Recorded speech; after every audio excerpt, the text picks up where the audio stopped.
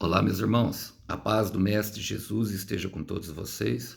Que Deus abençoe quem me ouve e que o Senhor Deus Todo-Poderoso possa vir falar conosco hoje, sempre por intermédio dessa poderosa palavra. Palavra que é poderosa para nos despertar, nos fazer enxergar além das aparências, para que possamos ver o que realmente importa e para que possamos chegar a um lugar aonde a vida seja leve e edificar para assim um altar ao Senhor, o nosso coração, através de nossa reconstrução. E por falar nisso, vamos colocar mais um tijolinho nessa construção, vamos bater um prego, pega o martelo, meu irmão, pega a pá, minha irmã, e começa a cavar. Vamos lá, vamos para cima com tudo. Só vamos parar a hora que nós sentirmos, identificarmos, porque nós já somos mais do que vencedores em Cristo Jesus.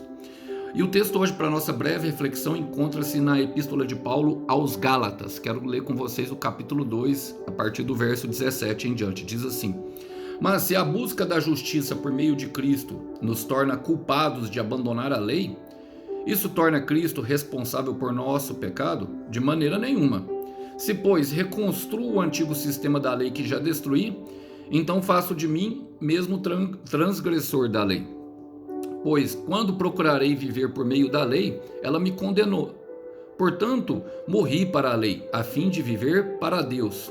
Fui crucificado com Cristo, assim já não sou mais eu quem vive, mas Cristo vive em mim. Portanto, vivo neste corpo terreno, pela fé no Filho de Deus, que me amou e se entregou por mim. Não considero a graça de Deus algo sem sentido, pois se a obediência à lei nos tornasse justos diante de Deus, não haveria necessidade alguma de Cristo morrer. Glória a Deus por essa palavra do apóstolo Paulo. A carta de Paulo aos Gálatas, irmãos, foi escrita justamente de uma forma bem dura por Paulo, mostrando o seu chamado, o seu ministério a um grupo de judaizantes que pregava a antiga aliança por meio do corte do prepúcio. E de fato, irmãos, Deus trabalha conosco por meio da aliança. O que é uma aliança? A aliança, ela é um termo de relacionamento com Deus. A maior expressão disso é que Jesus Cristo é chamado de um noivo. E nós, a igreja, somos chamados da noiva. E a noiva e o noivo são um compromisso entre marido e mulher, de intimidade, de fidelidade. E justamente isso, a aliança ela traz para nós, ela nos incumbe de deveres, ou seja, de responsabilidades e também ela nos concede promessas. Com Deus nós somos chamados de filhos, mas também somos servos. Direitos e deveres são estabelecidos na aliança. E quando Cristo veio, verdadeiramente, como o livro de Hebreus fala, foi colocada uma nova lei. Mas embora ela pareça, a graça pareça nos dar uma autorização para continuar pecando, ela nos coloca num patamar muito mais elevado. E mediante a isso eu quero justamente trazer as aplicações pertinentes a esse texto. A palavra começa dizendo assim, fala assim, mas se a busca da justiça por meio de Cristo nos torna culpados de abandonar a lei, isso te torna Cristo responsável por nosso pecado? De maneira nenhuma. A responsabilidade, irmão, de cada ação ainda continua sendo de cada pessoa. A minha responsabilidade das minhas escolhas. Tudo que eu planto ali na frente, eu vou colher. Inevitavelmente, invariavelmente. Então eu quero te dizer, meu irmão, minha irmã, não confunda liberdade com libertinagem. Eu quero repetir, não confunda liberdade com libertinagem. Eu gosto de uma frase do livro do Pequeno Príncipe que pode traduzir bastante isso que nós estamos fazendo e trazendo esse sentimento ao nosso coração. Tem uma frase lá que diz o seguinte: tu te tornas eternamente responsável por aquilo que tu cativas. Eu quero repetir, tu te tornas eternamente responsável por aquilo que tu cativas. O que eu quero dizer, irmão?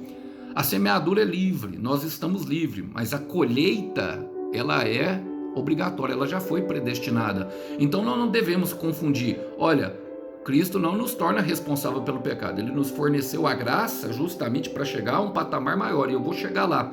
Mas em Gênesis 8, 22 fala: o Senhor Deus fez a primeira aliança ali com a terra. Ele condenou o mundo por meio do dilúvio. Depois do dilúvio, Noé levantou um altar de adoração a Deus e Deus prometeu por meio de uma aliança que jamais destruía. E ele até deu um sinal da aliança, que seria o arco do arco-íris. Mas no versículo 22 ele diz assim, ó, e era um compromisso de Deus para conosco, a humanidade. Ele fala, enquanto durar a terra, sempre haverá semeaduras e colheitas, frio e calor, inverno e verão, dia e noite. Era algo que estava ali, meu irmão, justamente implantado nessa aliança. E ele fala que nunca mais destruiria todos os seres viventes como ele fez. Apesar de ele identificar que o ser humano, olha a frase que ele fala, nunca mais voltarei a amaldiçoar a terra por causa dos seres humanos, ainda que a inclinação dos seus corações sejam sempre por mal.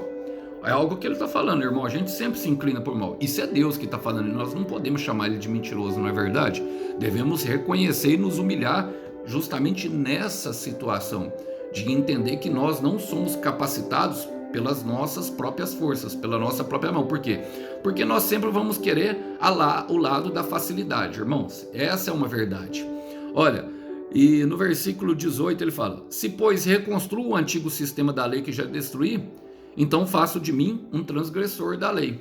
O que Paulo está falando, irmão? Que nós não dependemos das nossas próprias forças. Se eu reconstruo, eu me torno transgressor da lei. Por quê? Porque eu mesmo vou ser responsável para me manter obediente ao sistema de lei. Agora, Cristo veio para destruir o sistema de lei? Não, irmão. Ele falou, eu não vim para destruir. Quem ensinar o contrário, ai de quem ensinar o contrário. Eu até coloquei isso numa conversa com um irmão aí que estava se sentindo desobrigado de pagar o dízimo e oferta. Nós conversamos sobre isso. Bom, ele não concordou e cada um tem o seu pensamento. Eu entendo, embora eu não concorde com o que ele falou, não é o que a palavra me traz, porque Deus é generoso e Ele quer que os seus filhos sejam generosos, que nós venhamos a entregar a vida completamente para Ele. Mas, logicamente, nós não dependemos das nossas mãos. Tanto que em 2 Coríntios capítulo 9, a palavra fala que o Senhor dá semente a quem semeia. Ele não vai dar semente para quem não semeia, para quem trabalha como uma represa, para quem, sabe, quer juntar bem só para si mesmo. Por quê? Porque o Senhor é generoso e a intenção dele é fazer os filhos parecidos com os pais, através de uma renovação da mente parecida com Cristo, que não veio para desobedecer à lei, mas para cumpri-la, como ele mesmo disse em Mateus capítulo 5, se eu não me engano, versículo do 16 ao 19 ali. Embora ele veio para cumpri-la, nós só podemos cumprir por meio de Jesus Cristo. Olha o que fala. Quero ler com vocês Romanos, capítulo 3, o próprio apóstolo Paulo aqui falando.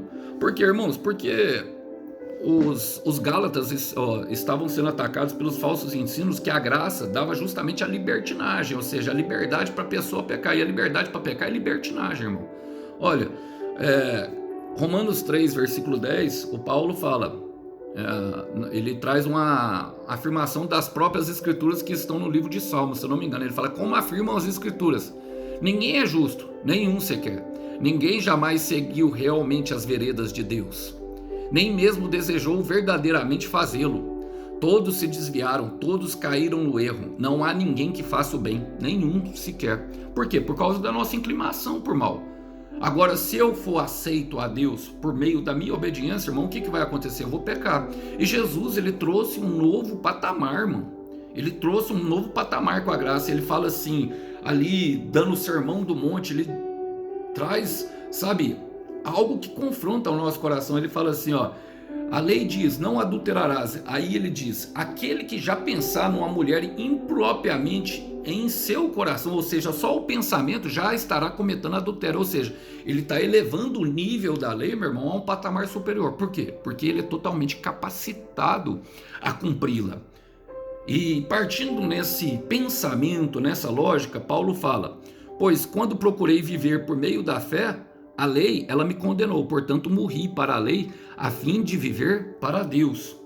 O que Paulo está dizendo, meu irmão? Que somente uma vida de relacionamento, de compromisso com Deus, nos conduz a uma vida de justiça, há uma verdadeiramente justa, e nós somos justificados pela fé em Jesus Cristo, e não pela obediência por aquilo que nós podemos fazer. Por quê? Nós não temos capacidade, irmão. Ele tentou fazer por si mesmo, é isso que ele está falando, ó. Pois quando procurei viver por meio da lei, ela me condenou.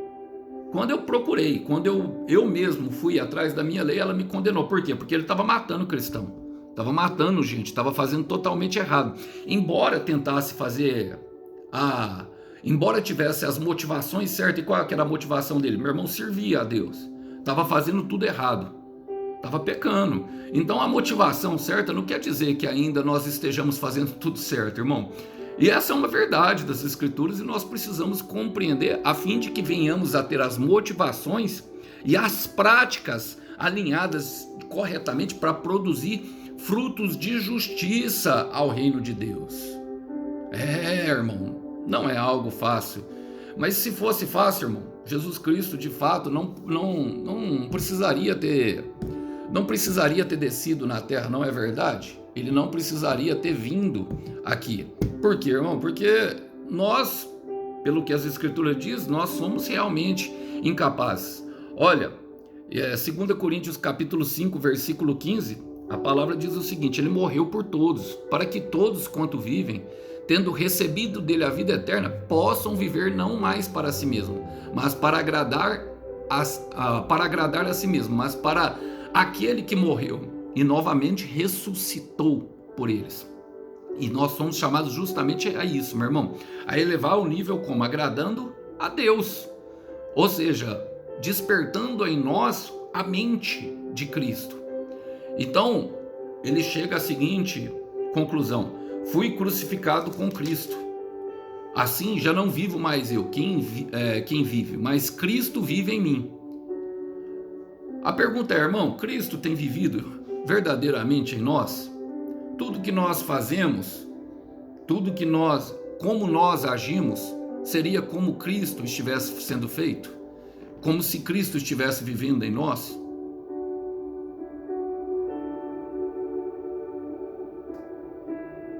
Devemos nos perguntar: as minhas ações não queimam o filme de Cristo?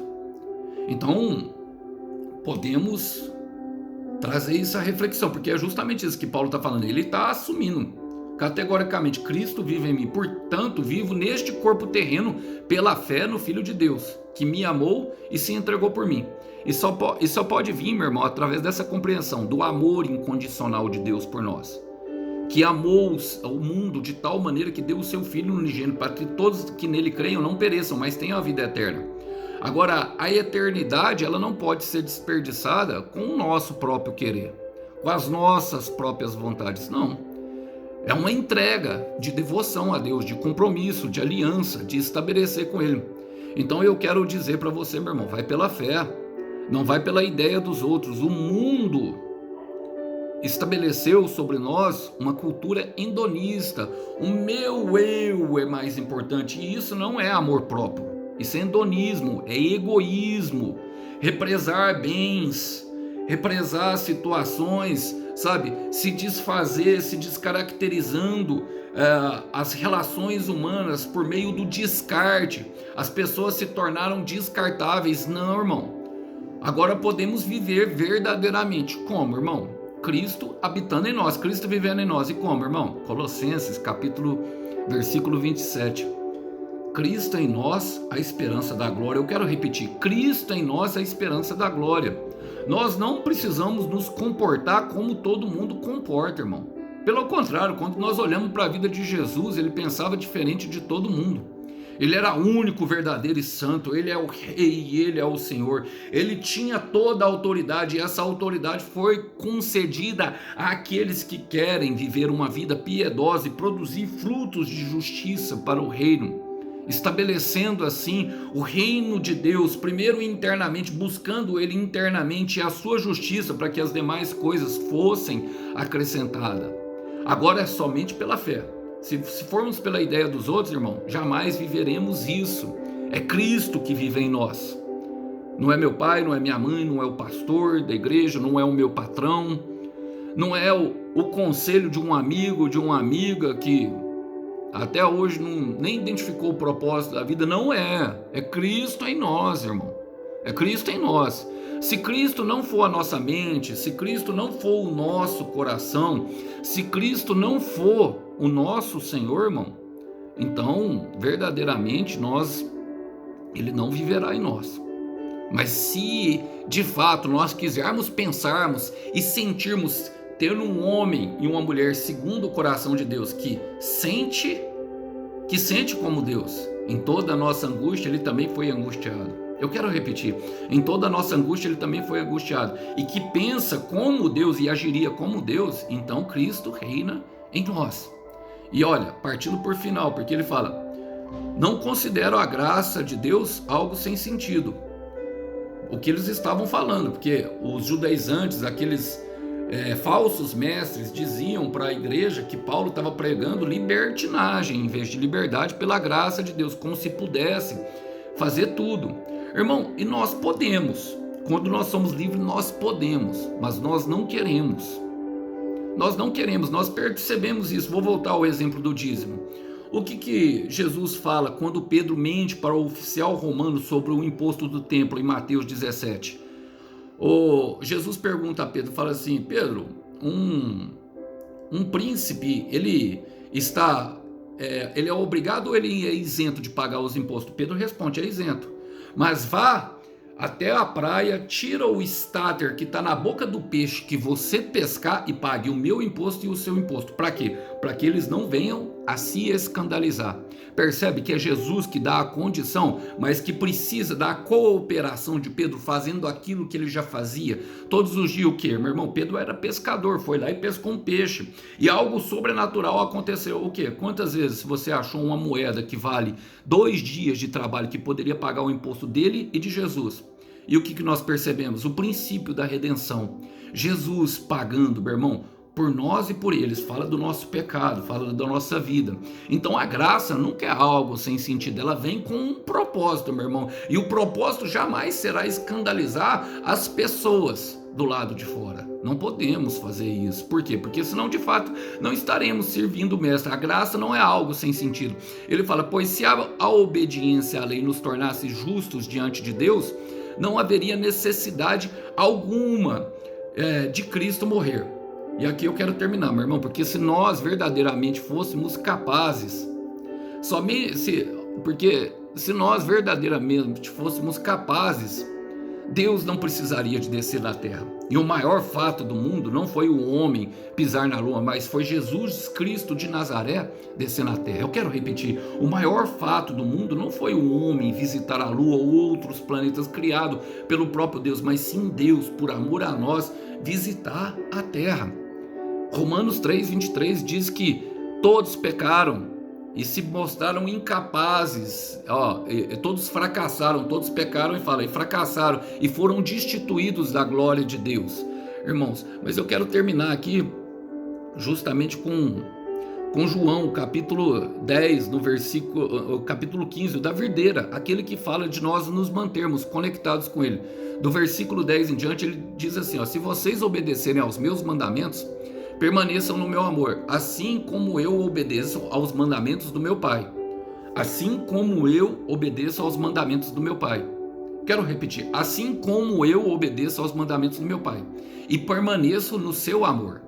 E lhes disse isso para que a minha alegria esteja sempre em vocês. Sim, vocês vão ficar transbordando com a minha alegria. O meu mandamento é este: amem uns aos outros como eu amo a vocês. Esta é a maneira de medir o amor. O maior amor é demonstrado quando uma pessoa entrega a vida pelos seus amigos. Entregar a vida, irmão, entregar a vida fala justamente de entregar todas as áreas da nossa vida para servirmos ao mestre, inclusive a financeira. Então, não somos obrigados mesmo a pagar dízimos, a dar ofertas, não. Mas Deus vai dar semente para aquele que semeia. Sabe, Deus não vai encher o coração de uma pessoa avarenta e egoísta, que pensa só em si mesmo, porque isso revela um ídolo que está no nosso coração, não é verdade? Olha, podemos, irmão, experimentar justamente, porque há uma maneira de medir o amor. Qual? A entrega, assim como ele se entregou por nós. E viver livres de preocupações. Por isso que eu falo, irmão, eu já me desapeguei de tudo. E aquilo que eu não me desapeguei, eu peço a Deus para me desapegar, porque eu não sou perfeito e não confio em mim. Eu percebi que posso descansar, que não dependo das minhas próprias mãos e não dependo da minha maneira de pensar, porque já está tudo ali, está tudo na palavra. E podemos viver uma vida de paz, sem que nada nos falte. Por quê, meu irmão? Porque o nosso provedor é o próprio Deus. Agora, Deus não é de fato verdadeiramente rico em tudo que tem? Na verdade, ele é dono de tudo e todas as coisas, irmão. Então nós não devemos nos preocupar, e é somente pela fé no Jesus Cristo que nós podemos alcançar esse patamar. Em Romanos 8,32 fala: pois ele não poupou mesmo o seu único filho, não nos dará todas as outras coisas? Então eu quero te dizer, meu irmão, quero te dizer, minha irmã, aquilo que o Espírito Santo tem dito ao meu coração há muitos dias: não se preocupe. Quando o medo bater, mostra a esperança viva, mostra Jesus Cristo ressurreto na cruz. Os discípulos ali, logo depois do óbito do Senhor Jesus, eu falei isso nos shorts e vou repetir aqui. Logo ali depois do óbito do Senhor Jesus, se esconderam, se trancafiaram dentro de uma casa por medo de serem perseguidos e também condenados à morte. De fato, eles seguiam o mestre. E a lei poderia condenar eles por aquilo, para uma tentativa, poderiam confabular com ele. Mas ao mesmo tempo que eles estavam escondidos, a pedra do sepulcro, a qual o Senhor Jesus tinha colocado, estava justamente aberta por um anjo, por uma ação de Deus. Então aquilo que nós não podemos fazer, Deus faz. Uma porta trancafiada pelo medo, uma pedra removida, que era uma porta aberta pela esperança. A esperança ainda vive, a esperança é Jesus, a esperança reina, porque Ele vive, eu posso crer no amanhã. E começa a fazer total sentido esse louvor, a partir do momento que nós depositamos a fé nele, a esperança nele, e não nas nossas próprias mãos, na nossa própria maneira de pensar, porque pecamos e somos incapacitados, mas não podemos trazer Jesus a um nível de mediocridade, dizendo que ele nos permitiu ficar ali. Não, ele, na verdade, ele quis nos deixar ali. Permitir, ele até permite, mas ele quer nos levar a um patamar superior, aonde possamos, por meio do seu Espírito Santo, cumprir todos os seus mandamentos e receber, frutificar e receber da mão dele as promessas que ele nos deu, justamente para a glória do seu nome. Lembrando que quando atingimos a estatura do varão perfeito, o Cordeiro tem uma recompensa para o nosso sacrifício. Que os irmãos possam ficar com essa breve mensagem. A paz do Senhor Jesus. Cristo vive em nós. Tchau, tchau.